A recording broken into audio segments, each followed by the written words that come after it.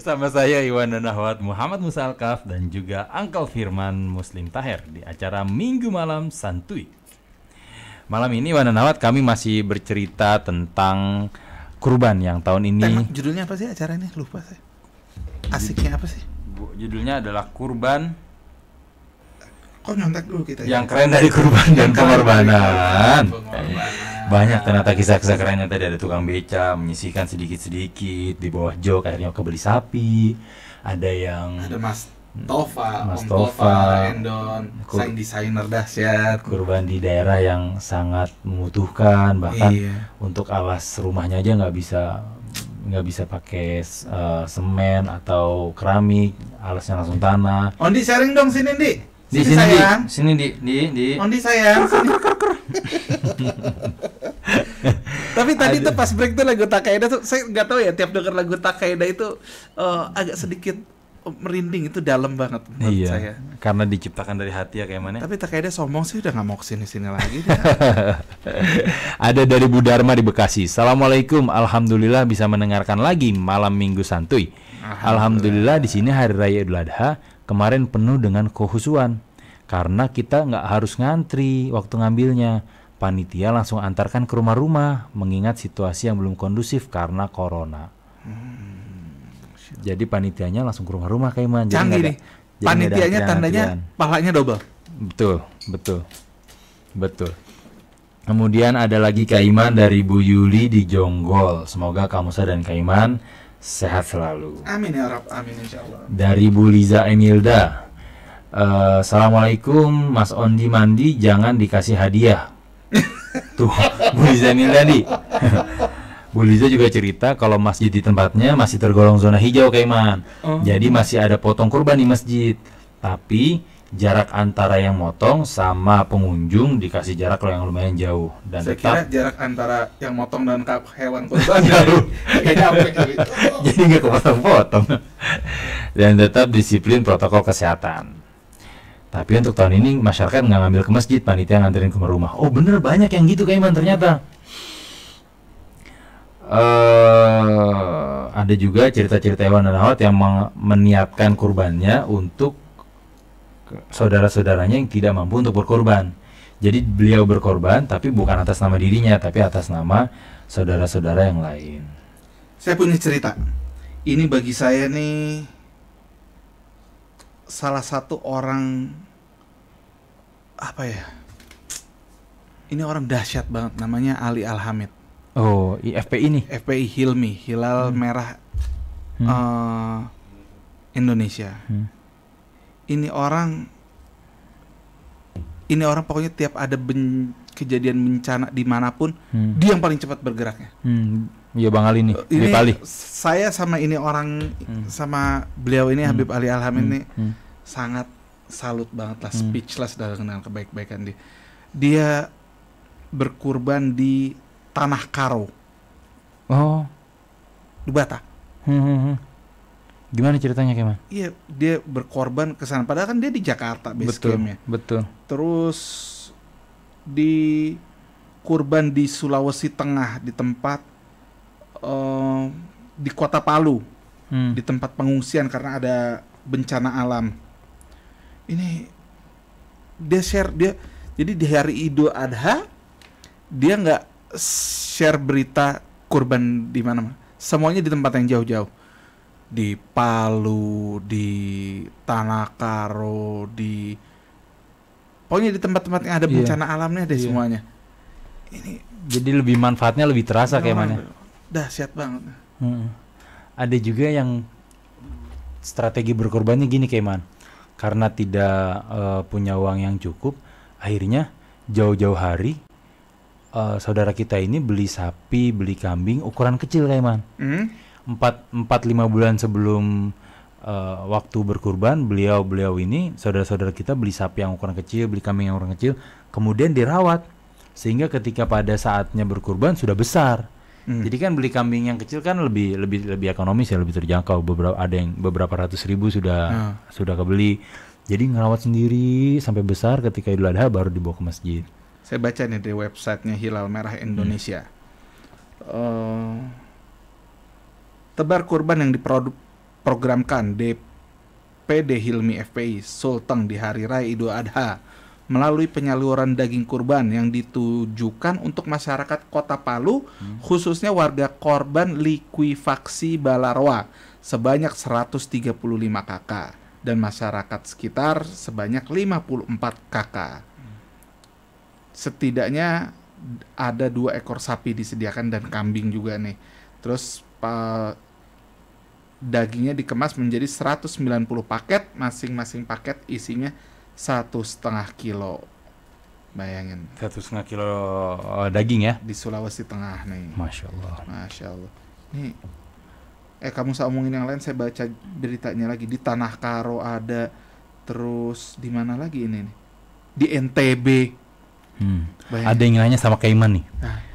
Kang Iman, saya ibu rumah tangga, Bu Fitri, pensiunan ASN. ASN itu PNS ya? Aparat sipil negara PNS, ya? Aparat sipil negara. Ah, ya. Saya kurban, tapi suami saya saja, karena katanya cukup satu yang berkurban untuk satu keluarga. Untuk Uncle Firman, pertanyaan saya, apakah saya tidak terkena wajib hukum kurban? Padahal saya mampu untuk berkurban. Jazakumullah khairan, Uncle Firman, atas pencerahannya. Silahkan Kang Iman. Ya Allah, ya Rabbi. Ibu saya tuh kalau ditanya kayak gini nih berat banget jawaban. Tapi gini Bu, saya menyampaikan apa yang saya dengar dari guru-guru saya. Rasulullah saat kondisi tidak terlalu baik pernah berkurban 2 kambing. Yang diniatkan 1 untukku dan keluargaku, yang 1 lagi kambingnya dikorbankan untuk umat Islam. Nah, mungkin kalau emang korbannya 1, mendingan diniatkan untuk 1 keluarga ya. Tapi kalau emang bisa lebih dari 1, why not? Lebih bagus. Kalau pahala kan makin banyak makin bagus gitu ya. Betul. Karena Rasulullah tadi mencontohkan kurbannya lebih dari 1 kambing ya. Ada yang 2 kambing, ada yang pernah juga 100 kambing. 100 kambing. Jadi semakin banyak semakin bagus. Semakin banyak semakin karena bagus. Kebermanfaatannya semakin luas. Untuk lebih pasnya lagi, ibu kirimkan SMS dan tanyakan tujuan kepada Musa. Atau nanti guru-guru kita yang lain yang menjawab Kang Iman. Insyaallah. Kita mah jangan jawab yang berat-berat Kang Iman. Jangan, udah berat. Ada cerita unik Kang Iman tentang tadi tidak mampu dari guru kita Gus Baha. Ya. Jadi Gus Baha Kang Iman pernah cerita, beliau tuh pernah berkurbannya menyembelih ayam. Oh, kenapa bisa pada gitu? saat Idul Adha, tapi dilakukan dengan alasan-alasan tertentu. Jadi Gus Baha pernah cerita Gus Baha bilang gini nih, saya nih dulu juga pernah melarat, dan kalau Idul Adha saya ke pasar beli daging sekilo atau ayam untuk disembelih. Butuhnya hanya karena Allah telah melarang puasa pada hari Idul Adha karena harinya makan-makan. Karena hari makan-makan, karena hari Idul Adha itu harinya makan-makan, maka Gus Baha pergi ke pasar nih beli ayam dipotong karena saat itu keadaan ekonominya belum memungkinkan. Alasan keduanya kata beliau supaya tidak tamak kepada panitia masjid yang sedang membagi daging, karena kalau kamu tamak pasti akan kecewa dan menggerutu. Jadi jangan sampai nanti termasuk golongan orang yang tambah fakir tambah ngawur, seperti hadis Nabi, kadal fakru an yakuna kufron, kemiskinan mendorong berbuat kufur. Nah, menariknya Kang Iman, menurut Gus Baha, yang demikian itu juga pernah dilakukan oleh sahabat Nabi bernama Ibnu Abbas, yang ketika hari raya Idul Adha menyembelih ayam. Ketika ditanya, apa ini kurban? Kemudian Ibnu Abbas menjawab, tidak, ini bukan kurban, jawabnya. Terus sahabat yang lain bertanya, kok ayam yang kamu potong? Apa ada syariat kurban itu ayam? Terus kata Ibnu Abbas, tidak ada. Pokoknya kata Ibnu Abbas, kata Allah hari ini adalah yaumul uklin wasurbin, harinya makan-makan, kata Allah. Ya udah, saya makan-makan dengan cara saya memotong ayam gitu. Jadi bukan karena ingin bikin syariat baru, bukan, karena memang kondisinya seperti itu, dan kemudian hanya mampunya ayam dan tidak ingin memberatkan panitia kurban, akhirnya potong ayam karena hari itu adalah hari makan-makan. Hari makan-makan, hari tasrik itu ya, bukan tiap hari. Bukan tiap hari. Kaiman sehari 3 kali. Paling sehari 3 hari. Kadang lebih. Sama Kaiman. Ini kita pandemi berat badan nambah semua Kaiman. Ya Allah, ada lagi WhatsApp masuk dari Ikhwan dan Ahwat Kaiman. Wah, ada lagi pertanyaan untuk Uncle Firman. Ya Allah, saya langsung deg-degan nih Bu kalau ditanya. Ayo Ikhwan dan Ahwat tanya lagi Bu. Ibu mendingan Ikhwan Ahwat, kalau yang bertanya supaya saya nggak keberatan, beli buku saya aja lah, Book of Santuy. Jadi ada pertanyaan lagi untuk Uncle Firman dari Pak Juwarno di Pamulang. Assalamualaikum Uncle Firman, Kamusa serta Kuru Rasil, semoga sehat selalu, amin. Mohon pencerahannya Uncle Firman. Saya pendonor darah rutin sukarela 113 kali. Sudah saya donor. Niat ibadah karena Allah. Apakah yang saya lakukan termasuk infak atau korban? Mohon maaf kalau di luar tema. Wassalam. Mohon pencerahannya Uncle Firman. Bismillahirrahmanirrahim. Kullu amalu binniyah. Setiap amal itu, sekecil apapun amal solih kita, pasti akan Allah catat dan akan diganjar dengan kebaikan. Apapun, Pak. Bapak niat apapun, Allah kan seperti kita tahu, Allah tuh maha tahu ya. Betul. Allah yang bisa memposisikan lah niat donor darah Bapak apa masuknya apa, insya Allah pasti Allah balas dan Allah nilai. Mungkin itu aja Pak balasan dari saya Pak. Yang pasti itu amal soleh. Kalau itu yakin banget, kalau niatnya baik, amal soleh. Ada kisah inspiratif Keman dari Itu dong, jangan pertanyaan berat banget ya. Ada kisah inspiratif dari Widiawati Ade Irada Batam. Oh kayaknya Musa kenal nih Mbak Ade dari Batam. Mbak Ade cerita, Assalamualaikum warahmatullahi wabarakatuh. Saya punya cerita tentang kurban. Kami memulai rutin berkurban sejak tahun 1998. Alhamdulillah. Namun ada satu tahun, yaitu sekitar tahun 2006, kami tidak berkurban tahun itu. Kebetulan di usaha kami sedang banyak tagihan, sehingga menjelang hari raya kurban, kita tidak punya cash untuk membeli kambing kurban. Lalu kami memutuskan, mungkin tahun ini bukan rezeki kita untuk berkurban. Dan ternyata qadarullah 2 minggu setelah keputusan itu dibuat, handphone saya dicopet. Dan itu adalah satu-satunya pengalaman dalam hidup dia kecopetan. Padahal andai saja kemarin saya jual handphone itu, kemudian saya tukar dengan handphone yang lebih murah, selisih uangnya ini bisa dibelikan kambing. Pertanyaannya, handphone apakah itu? Karena handphonenya selisihnya aja masih bisa kambing ya, berarti Mbak Ade handphonenya keren nih. Nah, sejak kejadian enggak, handphone sama Xiaomi. Sejak kejadian itu, apapun yang terjadi, kami selalu memaksakan diri untuk beli kambing berkurban. Qadarullah, beberapa tahun yang lalu sejak hijrah dan memutuskan untuk stop riba, kami diuji secara finansial dan membeli kurban adalah sesuatu yang sangat berat untuk kami. Tapi alhamdulillah saya dapat menyiasatinya dengan cara menabung Rp5.000 sehari. Wih. Setiap pagi sebelum subuh, saya memasukkan uang Rp5.000 ke dalam toples bekas kue. Terkadang jika ada sedikit rezeki lebih, saya akan menambahkan beberapa puluh ribu ke dalam toples kue itu. Dan toplesnya hanya dibuka ketika tiba saatnya membeli kambing kurban. Alhamdulillah dengan cara itu, dalam 6 tahun terakhir, kami selalu bisa membeli kambing kurban dengan cara seperti itu. Semoga menginspirasi. Dan feeling saya orang yang berusaha keras untuk tetap berkurban, mungkin nilainya di mata Allah beda ya dengan orang yang bersin aja bisa kurban gitu ya. Iya benar. Ada lagi yang bersin aja bisa kurban, kurbannya sapi lagi. Iya. Tapi ya Allah yang maha adil. Betul. Allah karena adil itu bukan berarti sama rata ya. Betul. Kalau Allah menilai sesuatu dari apa yang dikeluarkan, maka paling enak orang kaya. Iya. Bisa korban sapi, sapi berapa banyak apa segala macam. Tapi Allah kan menilai dari usahanya ya. Betul. Ada yang orang harus nabung susah payah untuk mendapatkan satu kambing. Ada yang orang nggak usaha apa-apa bisa sapi dan nggak merasa berat, enteng. Insya Allah pasti balasannya beda-beda. Allah yang menilai lah. Hak prerogatif Allah untuk menilai amal usaha hambanya. Dan kita manusia jangan sok menaker-naker, memberi nilai, memberikan kurs amal soleh seseorang. Nggak sanggup ya. Betul, karena sekali lagi kita nggak tahu apa kisah yang ada di belakangnya ya. Wallahu a'lam bishawab. Masya Allah. Tapi untung ditaruh di toples bekas kue. Kalau ditaruh di kaleng kongguan, habis. Karena dikira rengginang. Makasih Mbak Ade. Mbak Ade ini kayak man, beliau nih setiap hari Jumat ngumpulin relawan untuk sedekah nasi Jumat.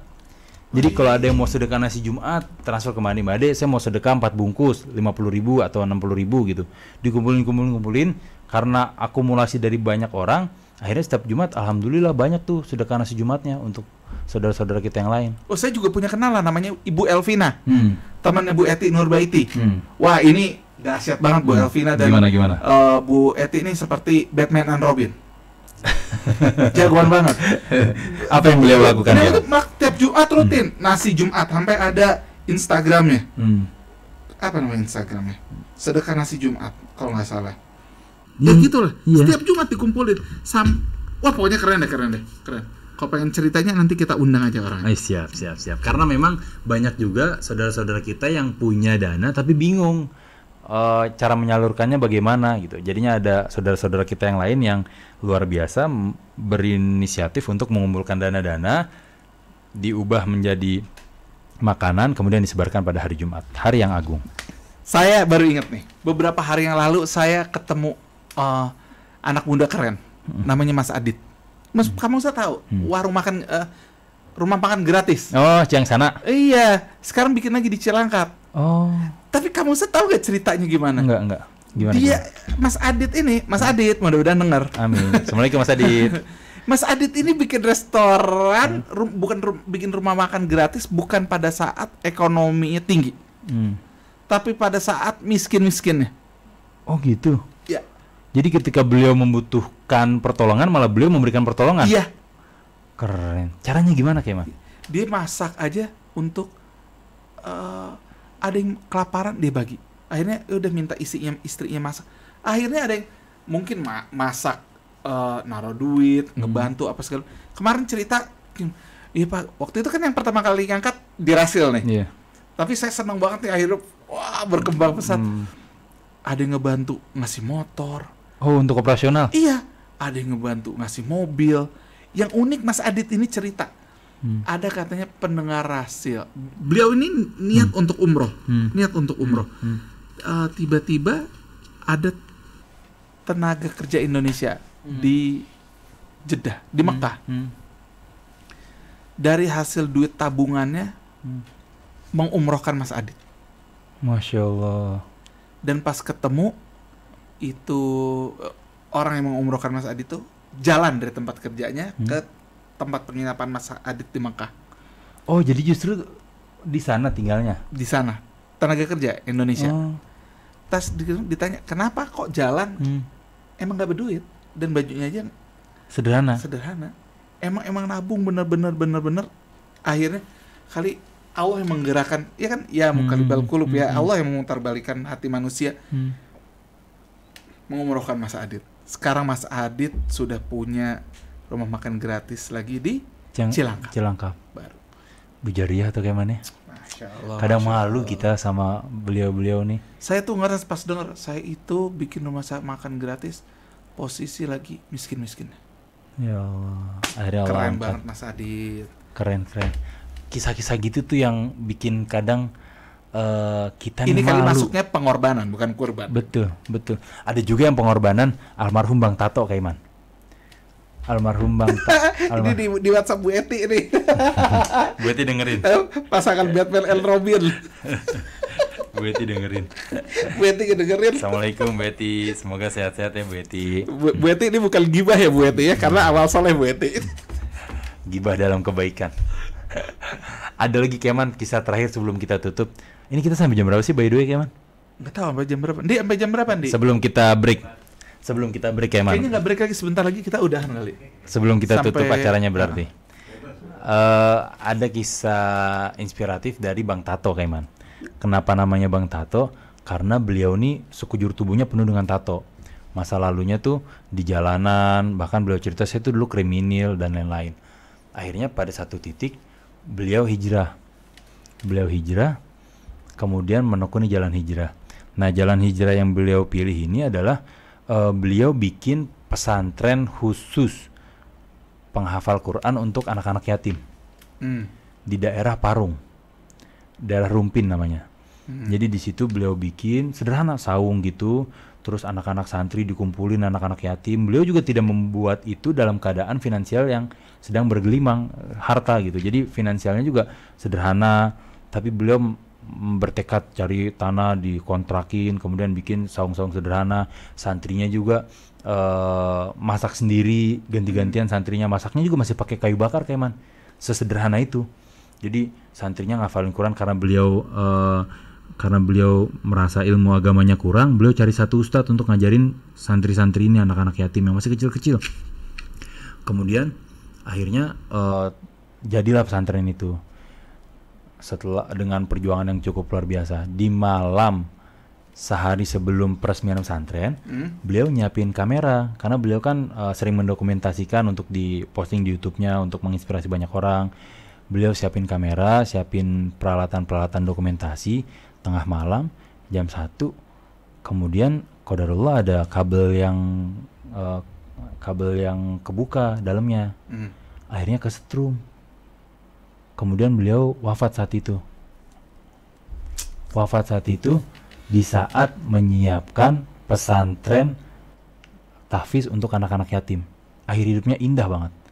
Dan cerita-cerita orang yang takziah tuh, Bang Tato nih meninggalnya dalam keadaan senyum, kayak nggak kesakitan. Jadi beliau nih kesetrum jam 1 malam kurang lebih. Jam 3 pagi, istrinya nyari kan, kemana kok suami aku nggak tidur bareng aku. Kemudian dilihat Bang Tato sedang dalam keadaan tiduran, memegang kabel masih dalam keadaan kesetrum karena listriknya kan kecil. Dan itu terlihat mukanya tenang, kata istrinya. Jadi air hidupnya tuh indah banget. Air hidupnya sedang berada di jalan dakwah. Insya Allah kita doakan Bang Tato diberikan tempat yang terbaik di sana. Ini Bu Eti ini cerita nih, lagi kurbannya di Boyolali. Di jauh ya? Jauh. Boyolali. Bu Eti, itu nasi Jumatnya masih jalan kan ya? Ini dijawabnya langsung lewat WhatsApp deh.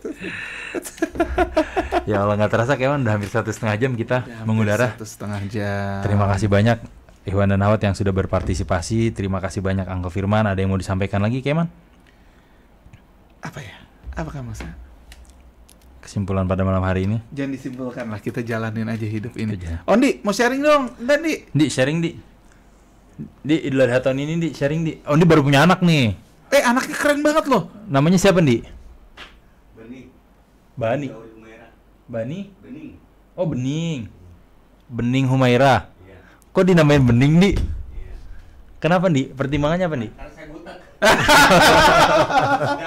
Karena kalau Ondi butak bener. Ya Allah. Beneran, Di, namanya Bening, Di? Iya benar. Di akta lahir Bening? Iya. Ya Allah, Di. Masya Allah. Semoga Bening sehat-sehat ya, Di. Amin. Dan semoga terus bening. Kang Fahri, kapan menyusul lagi anaknya? Kamu kapan menyusul lagi? Wallahu a'lam bishawab. Masa nunggu Kaiman lah. Mau sulung apa keempat? Aduh, kita tutup saja Iwan dan Akhwat. Terima kasih banyak untuk Iwan dan Akhwat yang sudah berpartisipasi, sudah mendengarkan. Mohon maaf, sekali lagi mohon maaf apabila ada kesalahan-kesalahan kata, bencana-bencana yang kurang sopan. Juga terima kasih untuk Iwan dan Akhwat yang bukan cuma di Jabotabek, ada di Batam, ada di Semarang, ada di Banyuwangi, ada di Sukabumi, ada di Pontianak, Palembang, dan juga di belahan-belahan dunia lain yang mendengarkan melalui streaming. Terima kasih yang sudah menelpon, memberikan SMS masuk, yang ikut berbagi dalam kurban, yang melakukan pengorbanan lainnya. Semoga amal soleh ikhwan akhwat semua diterima Allah, dan semoga Allah memaafkan kesalahan kita semua. Amin ya Rabb, amin ya Rabb. Terima kasih juga buat teman saya pendengar hasil dari Qatar, Ali Zainal Abidin. Terima kasih semuanya. Terima kasih kamu Musa. Terima kasih Angga Firman, Ondi Mandi. Terima kasih Mas Fahri. Terima kasih. Kami undur diri. Subhanakallahumma wa bihamdika Asyhadu an la ilaha illa anta astaghfiruka wa atubu ilaik wal afu minkum. Wassalamualaikum warahmatullahi wabarakatuh.